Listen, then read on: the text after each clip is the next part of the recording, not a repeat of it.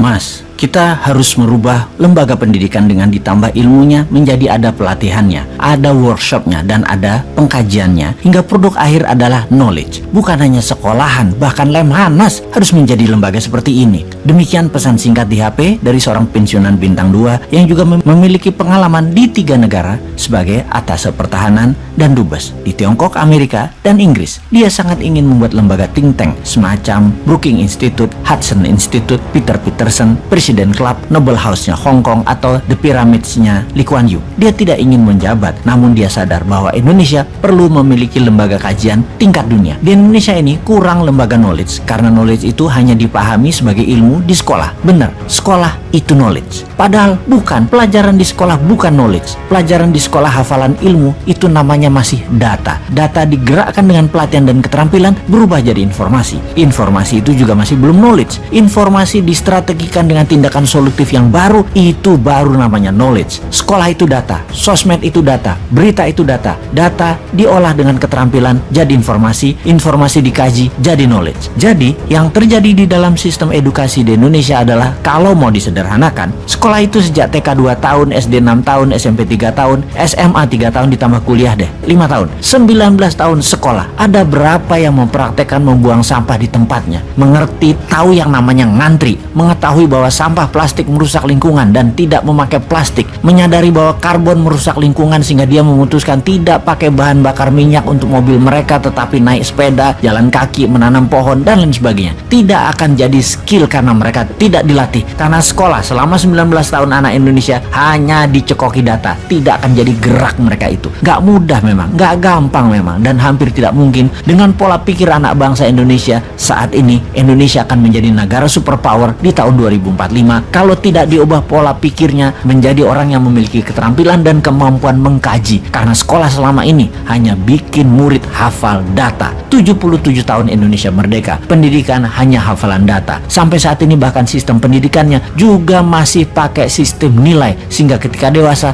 yang dikejar hanya nilai dan hidupnya selalu menilai orang lain. Semua dinilai, semua ada angkanya. Bisakah dilakukan sistem pendidikan tanpa nilai dan tanpa PR seperti di negara paling bahagia di dunia, yaitu negara-negara Nordik seperti Swedia, Finlandia, yang semuanya bukan sistem angka penilaiannya, tapi kejujuran dan kata hati atau konsain. Kapan Indonesia menerapkan sistem edukasi berdasarkan kata hati, tindakan, dan pengkajian telaah masalah dengan critical thinking, berilmu? Harus new mind memang yang bertindak nih. Kita buktikan sekarang. Kita melihat sisi pejabat yang sedang berkuasa. Lebih gampang melihat tindak tanduk perilaku mereka karena mereka adalah yang membuat rakyat seperti saat ini, yaitu apatis, tak berhati, dan tidak kritis solutif. Itu ya karena regulasi yang pejabat buat, karena kebijakan yang pejabat buat, dan karena contoh perilaku pejabat-pejabatnya yang didiamkan walau menyalahgunakan jabatan. Seharusnya dalam manusia yang berkesadaran tinggi, kalau salah ya minta maaf atau mundur. Budaya malu tidak ada saat ini, sehingga tidak pernah ada pejabat yang berkuasa minta maaf walaupun salah telak-telak. Di sisi lain, kaum oposisi deh, kalau mengkritik tidak memberi solusi, kalau beda pendapat baperan, mendendam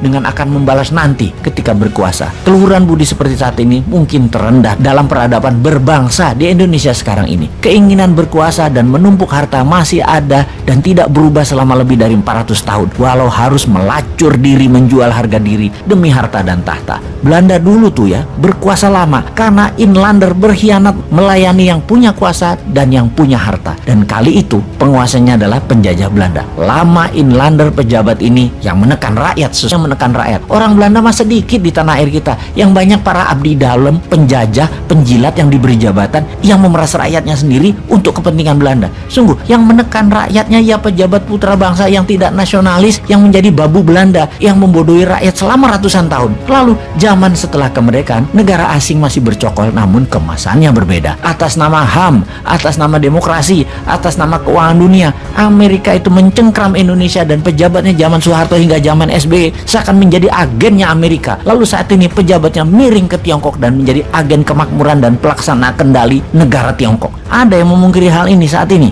Masih tidak melihat kita dikangkangi penjajah yang dikemas berbeda, namun intinya sama. Indonesia tidak berdaulat dengan menggunakan kaki tangan putra bangsa yang gila harta untuk memeras dan menjajah bangsanya sendiri. Mau dikaji lebih dalam hal ini ya? Oke, siapa individu yang mumpuni untuk mengkaji hal ini? Mana kelompok yang mumpuni untuk mengkaji hal ini? Mana lembaga yang mengkaji hal ini? National Council di Indonesia itu tidak ada. Manusia manusia kritis bersolusi di Indonesia itu dibungkam. Ya sudah, Anda dimanapun sahabat sekarang yang mengkajinya. Ini semua demi Indonesia baru, demi New Mind.